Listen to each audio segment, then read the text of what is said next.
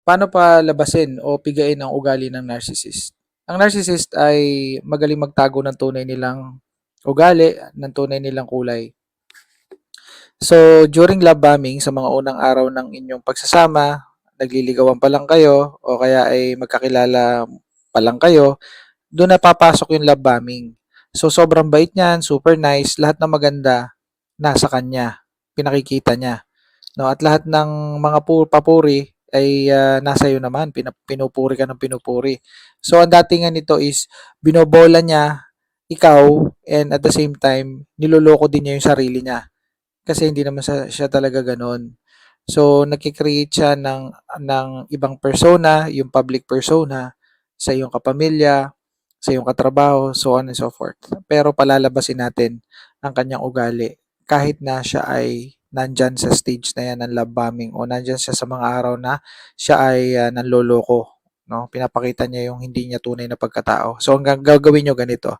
So, i-stressin nyo siya. Kapag kasi ang narcissist ay nai-stress, natatanggal yung kanyang maskara, yung kanyang kinirate na persona na hindi naman siya yon, yung kanyang pagkatao na kanyang nilikha na pinapakita sa inyong lahat, sa inyong buong pamilya, ay lalabas ang tunay na kulay at mawawala yon. Okay, mawawala yung kanyang nilikhang kalokohang pagkatao na yon. Yung bait-baitan, mawawala yon. So, ang gagawin nyo, unang-una, syempre, pe-pressure nyo siya. So, may mga pangyayari kung saan pahihirapan nyo. So, halimbawa, nagpunta sa bahay nyo, piyesta, o kaya may birthday yan.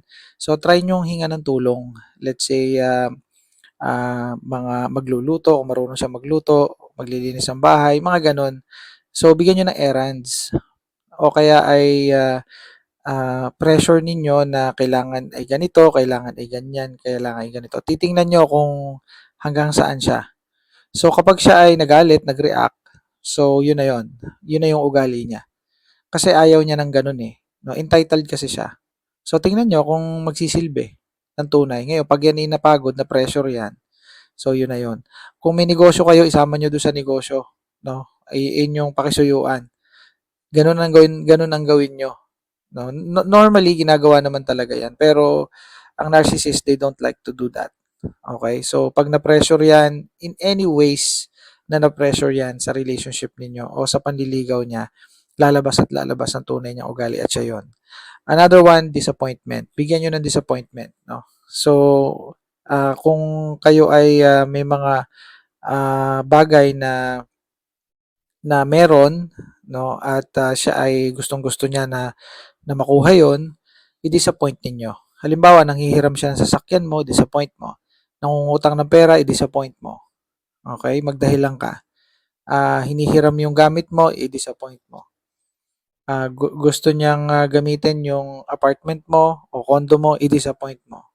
Kung ikaw ay merong bahay, meron kang tinutuluyan, gusto niyang tumira doon, gusto niyang gamitin yon, o kung may apartment ka, meron kang kubo, nipahat, mga rest house na gusto niyang i-occupy, gamitin, disappoint ninyo. Tingnan niyo kung ano mangyayari. And napakarami naman na ways kung paano mag-disappoint ng partner.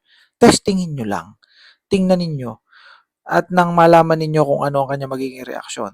Pagka yan ay nag-react na naipakita niya yung narcissistic behavior, ginaslight kayo, sinilent treatment kayo, tinakot kayo at kung ano, no, hihiwalayan kayo o kaya biglang naglaho, mga ganon, no, mga ugali ng narcissist, yun na yun. So, ganon mag-unmask or magpiga ng ugali ng narcissist. Another one ng pagpipiga, correction. I-correct ninyo. Galit na galit ang narcissist na ikinokorek. Halimbawa, super sweet siya, no? Lambing-lambing, tapos lahat ng iniuutos mo, sinusunod, i-correct mo. Sabihin mo na, ay hindi yan ganyan, ganito yan, turuan kita. Mga ganon. Subukan nyo yon. Ang narcissist, gigil na ikinokorek sila. Kahit pa yun naglalabaming, minamanipulate ka niyan, magagalit yan, maiinis yan. Igagaslight ka niyan. Okay? So, ganun ang gagawin nyo. Ayaw na ayaw nila ng kinukorek. Okay, another one. Para sila ay lumabas ng tunay na kulay. Mag-set kayo ng boundaries. Halimbawa, ganito. Gusto kanyang i-sex. No? Gusto niyang mag-sex na kayo.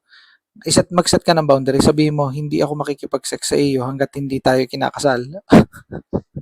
Ang tindi na, meron pa ba nun ngayon? O kunwari ganon, no? Pasensya ka na ha. May paniniwala kasi ang aming pamilya, ang aming relihiyon, na hindi pwedeng may mangyari sa atin hangga't hindi pa tayo kinakasal. Virginity is very, very precious and important to us. So, yun yung ano mo, yun yung sinabi mo. So, tingnan natin kung ano yung magiging reaction niya. O kaya, sabihin mo na, bawal akong halikan, o kaya bawal ako yakapin muna, ganyan-ganyan. Basta mag-set ka ng boundaries. Ngayon, kung lalaki ka naman, marami siyang mga hinihiling, let's say, pera, o pahindihan mo, o mag-set ka ng boundaries, sabihin mo, pasensya ka na, hindi kasi ako gumagastos na malaki kapag ka magjowa pa lang. O mga ganun. Let's say sabihin niya, honey, han, libre mo naman yung family ko sa Cherry's Grill. O kaya ay libre mo naman kami sa steakhouse. No, hindi pa kami nakakakain doon ng buong pamilya. Pwede ba? Okay lang ba? O kaya pahiram ako ng pwede mo bang pahiramin si daddy ng iyong van o ng iyong SUV? Kasi plano naming mag-Baguio. And at the same time, yung isa mong sasakyan, yung van na rin para sa family. And then, ikaw na rin yung mag-drive. Mga ganon. So, pag may mga ganyan, no, mag-set ka ng boundary. Sabi mo, pasensya ka na. Ha? Kasi, ito kasing mga sasakyan na to, these are my uh, vehicles for my business and then para sa pansarili. And hindi ko yan pinagagamit or hindi ko yan pinalulong drive during ano lang mga special occasions and emergencies. But I'm so sorry. Ganun, ganan. O kaya kung meron kayong yung rental na mga sasakyan at hinihiram na libre, mga ganon, you set boundaries, sabihin nyo, pasensya na, yan kasi ay ano, inuupahan kasi yan. Sa mga ano lang yan, businesses namin, sa business ko. Ganun. Kung gusto nyo, you can rent this one and then itong isa is ako magda-drive, isasakay ko kayo. Parang gano'n. You see pagse-set ng boundary nandun. Napakaraming example. Yun yung mga example ko lang naman naka okay. So, kayo nang bahala mag-isip sa inyong sarili kung ano yung mga examples na pupuwede niyong gawin para mag-set kayo ng boundaries. Okay, tingnan niyo kung ano magiging reaction. Kung ano magiging reaction niya, yun na yun. Yun na yung ugali niya. Ganyan magpiga ng ugali ng narcissist. Okay? See you in my next content. Bye for now.